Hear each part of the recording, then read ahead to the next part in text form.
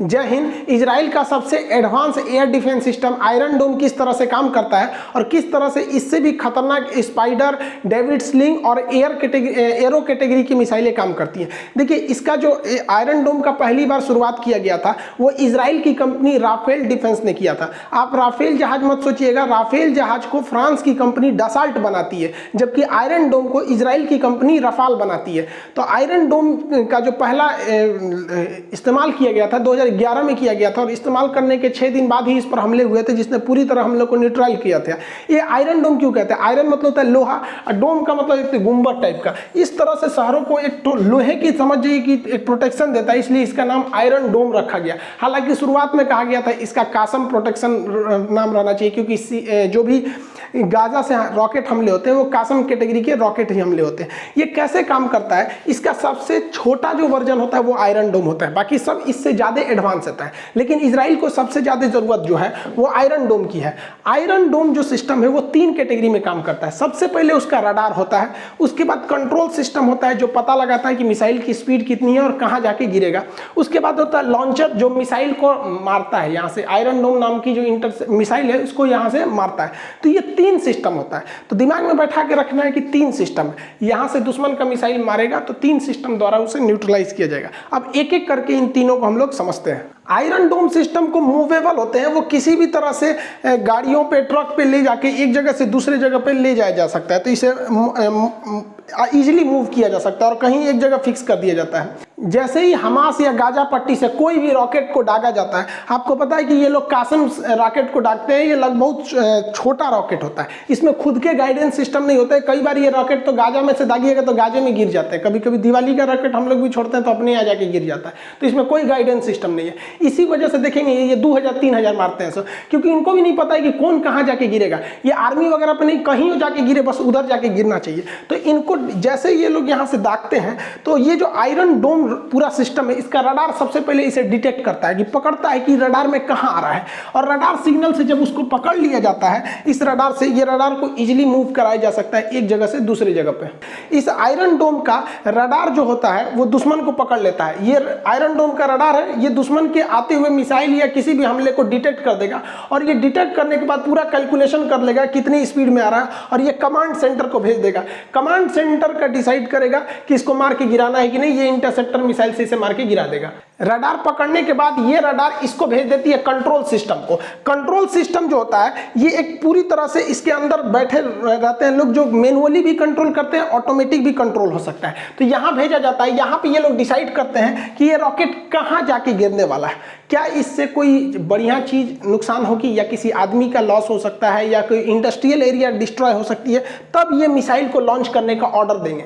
या ऑटोमेटिक भी लगा के छोड़ देंगे तो वो भी दिखा देगा कि प्रोटेक्टेड एरिया में गिरेगा कि नॉन प्रोटेक्टेड एरिया।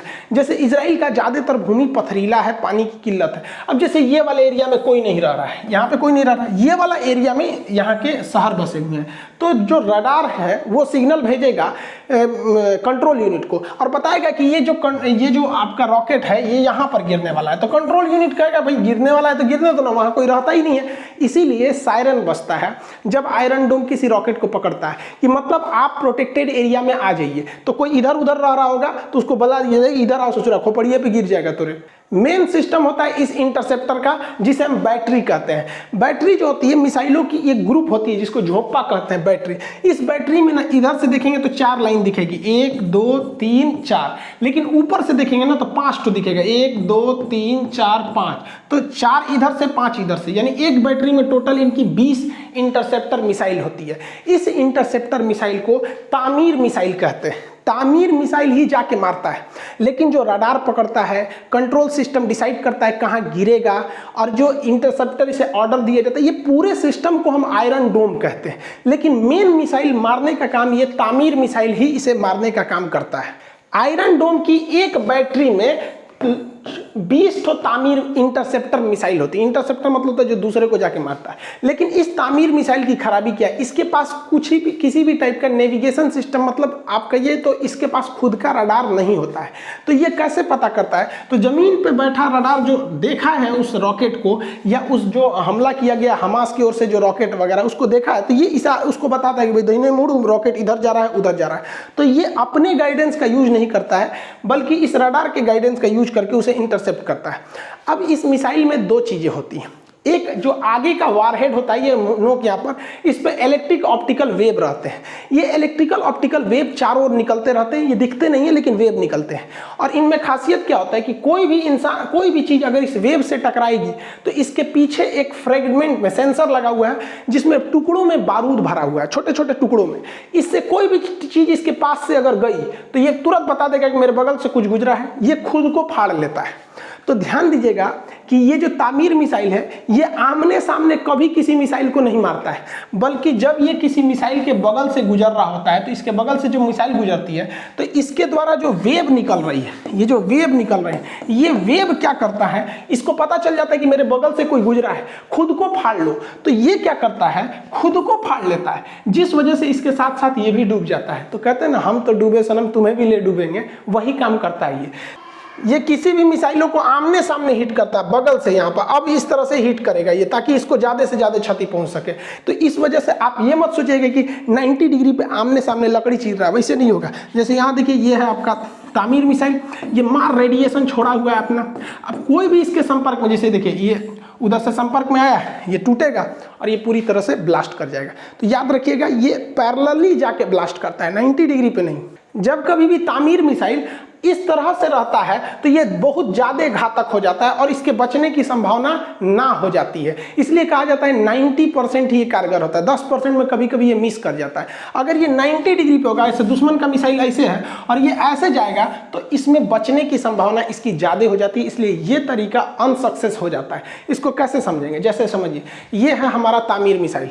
यहाँ देखिए, ये कलम जो है ये मिसाइल है, इसमें हम ये जो कागज़ जोड़ दिए हैं, ये बता रहा है कि इससे क्या निकल रहा है, ऑप्टिकल वेव्स निकल रहे हैं।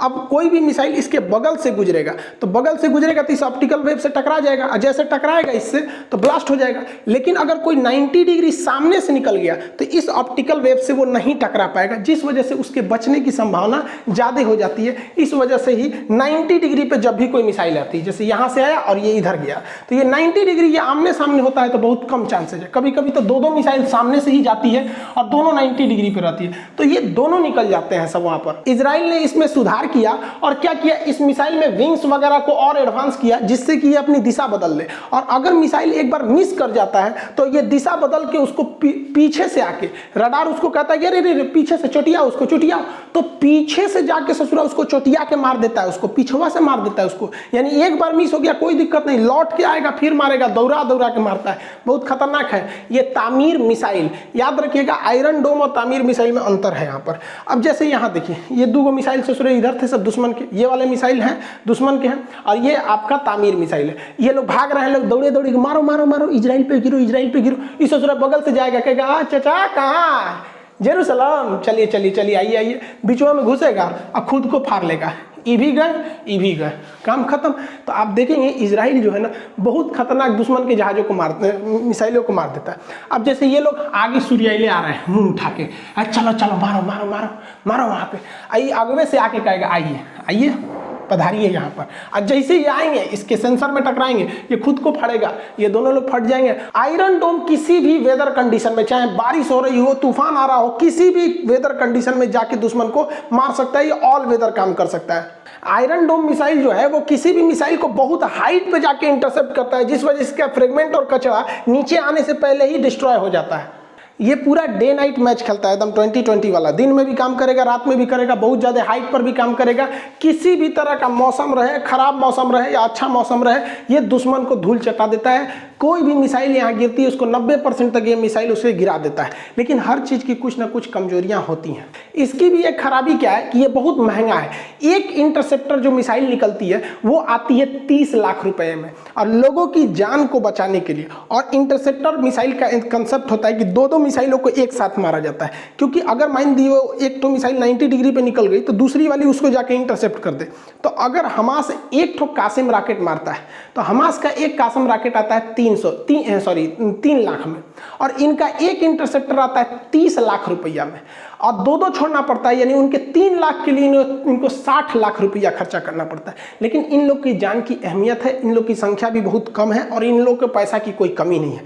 और हमास वगैरह के पास फंडिंग डायरेक्ट नहीं आती है, इधर उधर से इलीगली तरीके से छुपा के ही फंडिंग आती है। तो पहला, इसका कॉस्ट बहुत खतरनाक है, लेकिन इजराइल ने इस कॉस्ट का भी काट निकाल लिया है, आगे समझाएंगे। दूसरा, इसका एक सेचुरेशन पॉइंट होता है। किसी भी चीज का एक क्षमता होती है कि कितने मिसाइलों को ये काउंटर कर सकता है। हालांकि इजराइल में जितने भी ये चीजें लगे हैं सब आपस में जुड़े हुए हैं। अगर किसी आयरन डोम के पास 200 मिसाइलें एक पास आ जाएंगी तो इसके बैटरी में तो केवल 20 ही है, तो भाई ये 20 को मार देगा, और अगल बगल वाले को मैसेज भेज देगा, सुधरा हमारा पे 200 आया है, तो वो भी आके इधर उधर मार देंगे सब। लेकिन सबकी एक कैपेसिटी होती है। मान के चलिए कि जहां 400 आयरन डोम के इंटरसेप्टर मिसाइलें हैं और वहां पे अगर 600 आ जाएगा तो जेन्युइन है कि भैया आपको तो बहुत ज्यादा लॉस हो जाएगा।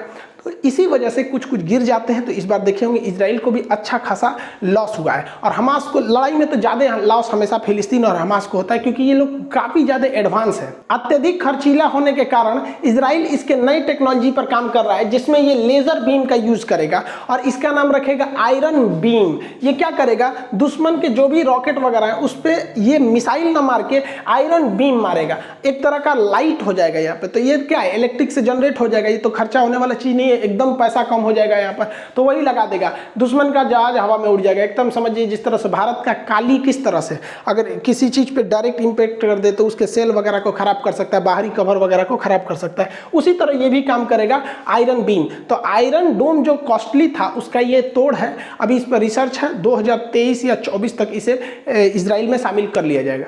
आयरन डोम है, इसकी जो मारक क्षमता है, ये इफेक्टिवली इसको रखा जाता है सबसे कम दूरी के लिए। ये 10 किलोमीटर तक के लिए आयरन डोम को रखा जाता है। 10 किलोमीटर से ज़्यादा अगर 20 किलोमीटर तक मार करना है तो इसके लिए रखा जाता है स्पाइडर शॉर्ट रेंज, जिसे शॉर्टकट में स्पाइडर SR कहते हैं, शॉर्ट रेंज। ये 20 किलोमीटर तक मार देता है।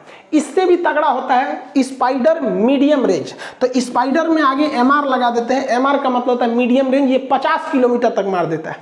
और इससे भी अगर ज़्यादा सुरक्षा चाहिए और हाई लेवल का तो उसमें लगाया जाता है डेविड स्लिंग। डेविड स्लिंग जो मिसाइलें होती हैं ये 160 किलोमीटर दूर तक के दुश्मन के किसी भी टारगेट को नष्ट कर देती हैं। तो देख रहे हैं 10, 20, 50, 160 इतना लंबा इसके पास सिक्योरिटी सिस्टम है, इस पर कोई नहीं मार सकता है। लेकिन इजराइल को भी पता है कि हमारा ये सिस्टम केवल छोटे चीज़ों के लिए बना हुआ है, भयानक हमला हो जाएगा तो ये नहीं रोक पाएगा। इसीलिए इजराइल भारत को आयरन डोम बेचने आया था, तो आयरन डोम भारत ने मना कर दिया। हम लोग का दुश्मन भी VIP चाइना है, एगो हमारे बगल वाले है ये है, ये सब छोटका नहीं मारता है, सब भयानक मारता है। तो हमको इसकी ज़रूरत नहीं है और एडवांस चाहिए, इसलिए भारत ने आयरन डोम को नहीं लिया। इस बात से इजराइल भी भली भांति वाकिफ था कि अगर ईरान भयानक वाला मिसाइल मारेगा, क्योंकि इजराइल का दुश्मन ईरान सबसे पक्का है और वो थोड़ा शक्तिशाली भी है, बाकी सब तो अगल बगल वाला कोनो चीज़ नहीं जानते। सो वैसे घर में रॉकेट बनाता है, सो कोनो ठीक नहीं किधर जाएगा किधर नहीं। लेकिन ईरान का रॉकेट काफ़ी एडवांस है, इसलिए ये बैलिस्टिक मिसाइल बड़ी मिसाइलों को भी काउंटर करने के लिए सोचता है, क्योंकि बड़ी मिसाइलों को काउंटर करने के लिए इससे पॉसिबल नहीं है, इसलिए ये एरो मिसाइल का यूज़ करता है। ये एरो मिसाइल जो है, एरो मिसाइल, इसकी 2 कैटेगरी होती है, एरो 2 और एरो 3। ये बैलिस्टिक मिसाइल को मारता है। इसको देखिए ये बहुत भयानक है। तो बड़ा मिसाइल को मारने के लिए बड़ा चाहिए और बड़ा रडार लगाया गया इसका। ये भी बहुत लंबा मारता है, ये भी लगभग 100 से 150 किलोमीटर में मार करता है। इसका ऑफिशियली मतलब इजराइल ने कभी इसका बहुत ज़्यादा यूज़ नहीं किया, जिस वजह से इसका मतलब डाटा जो आता है वो अनऑफिशियली ही आता है। तो एरो 2 और एरो 3 जो हैं, ये ऐसा नहीं सोचिएगा कि डेविड स्लिंग से ज़्यादा दूर तक मारेंगे। जितना डेविड स्लिंग मारता है उतना ही ये भी मारेंगे। लेकिन आयरन डोम, स्पाइडर और डेविड स्लिंग ये छोटे टारगेट, हेलीकॉप्टर, जहाज वगैरह के लिए, लेकिन भयानक के लिए ये एरो आता है। अभी इससे ऊपर भी बैलिस्टिक मिसाइल डिफेंस सिस्टम पर इजराइल काम कर रहा है। इस तरह से आप देखेंगे तो इजराइल के पास कितने लेयर की सिक्योरिटी है, arrow 3, arrow 2, David sling, iron dome, spider short range, spider medium range, इस तरह से काफ़ी ज़्यादा खुद को सिक्योर कर रखा है इजराइल ने। इजराइल की जो जहाज़ें होती हैं, नौसेना की जहाज़ें, उसको भी वो सुरक्षा दिया, क्योंकि नौसेना की जहाज़ जाएगी और उसी पे कोई मार देगा तब। तो नौसेना की जहाज़ों के लिए इसने क्या रखा है, सी डोम। सी डोम, तो डोम का मतलब क्या होता है, गुंबद की तरह इस तरह बना दिया। तो इसको सी को वो वाला सी ना लिख के ये वाला सी लिखते हैं, तो सी डोम है, ये जहाज़ों की पूरी तरह से रक्षा करता है। सी डोम के अंदर बहुत सारी बैटरी होती है जिसके अंदर इंटरसेप्टर मिसाइलें होती हैं। ये इंटरसेप्टर मिसाइलें जैसे ही रडार के नज़र में कोई दुश्मन का जहाज या ड्रोन कुछ भी आता है, ये मार गिराती है। जैसे ये दुश्मन का जहाज है, इसने 2 मिसाइलें को फायर किया है। अब इसमें क्या है कि जो सी डोम का रडार है, ये रडार उसको डिटेक्ट करेगा और रडार डिटेक्ट करने के बाद क्या करेगा, मिसाइल लॉन्च करने का ऑर्डर देगा। जैसे ये देखिए CBSE बोर्ड वाला देख लिया उसको, अब वो ऑर्डर दे देगा मिसाइल मारने के लिए। यहाँ से निकलती हैं, अब वो रडार से इसे डिटेक्ट कर रही हैं और यहाँ आके इसको डिस्ट्रॉय कर देंगे सब। वहाँ भी दिखा दिया और यहाँ आके दोनों एक दूसरे को इंटरसेप्ट करके नष्ट कर देंगे सब। और ये किसी भी तरह के सिक्योरिटी को दे सकता है। अब दुश्मन का कोई भी मिसाइल आए, उसको ये जाके इजीली इंटरसेप्ट करके गिरा देता है, चाहे वो हेलीकॉप्टर से। जैसे यहाँ हेलीकॉप्टर से देखेंगे, एक मिसाइल मारा गया है और एक हेलीकॉप्टर है, तो यहाँ से 2 रॉकेट गया है, एक मिसाइल को मार दिया, एक हेलीकॉप्टर को मार के गिरा देगा। अगर कोई पनडुब्बी से मार रहा है नीचे नीचे, तो ये जाके उसका रडार उस पनडुब्बी को भी ढूंढ के वहाँ से फायर किए गए मिसाइल को भी मार के काउंटर करके गिरा देता है। अगर कोई ड्रोन वगैरह है, आजकल ड्रोन का बहुत यूज हो रहा है, तो ड्रोन को भी तगड़ा करके दौड़ा के ये पूरी तरह से उजाड़ देता है इस ड्रोन को। ये पूरी तरह एक शिप को एक तरह से डोम यानी गोल गुंबद की तरह दे देता है, इसलिए इसे सी डोम कहते हैं। इजराइल इतना ताकतवर है और इतना एडवांस है, इसीलिए इजराइल जिंदा भी बचा है। और इजराइल जो है वो सीज फायर भी कर दिया है। जरा आप खुद सोच के देखिए कि अगर इजराइल के इतना पावरफुल हमास रहता या गाजा उतना पावरफुल, उतना एडवांस रहता है और इजराइल गाजा की तरह कमजोर रहता टेक्नोलॉजी के मामले में, तो क्या ये उसको सरेंडर करने का मौका देता? नहीं देता। इसलिए अंतर्राष्ट्रीय मैटर पे क्या मैटर करता है कि हमारी युद्ध में हमारी सेना कितनी ताकतवर है। आप याद कीजिए 1962 में जब चाइना हमारे ऊपर एक तरफा हमला कर रहा था, तो हम लोग उतने पावरफुल नहीं थे, हमारे सैनिकों के पास बूट नहीं था, कैनवास के जूता पहने थे। उस समय रूस भी बचाने नहीं आया था, क्योंकि चाइना की आदत है जब दुनिया बिजी रहती है तभी हमला कर देता है। उस समय रूस खुद ही अमेरिका से बिजी चल रहा था क्यूबन मिसाइल क्राइसिस को लेकर। इवन आप पाकिस्तान को भी देखिए, जब हम लोगों ने उसे 1971 में धो दिया और उसका पूर्वी पाकिस्तान छीन लिया और बांग्लादेश बन गया, तो क्या पाकिस्तान को बचाने चाइना आया? नहीं आ पाया।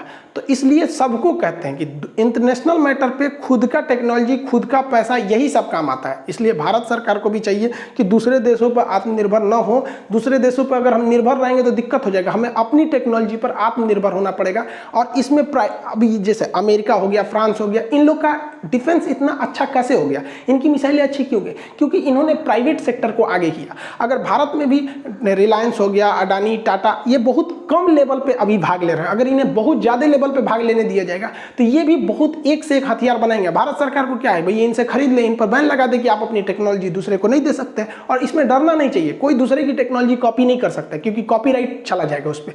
किसी भी जगह कॉपीराइट चला जाता है, आपको उसमें कुछ ना कुछ चेंज करने ही पड़ जाएंगे। वरना राफेल तो हम भी खरीद के लाए हैं, क्या अपना बना लेंगे?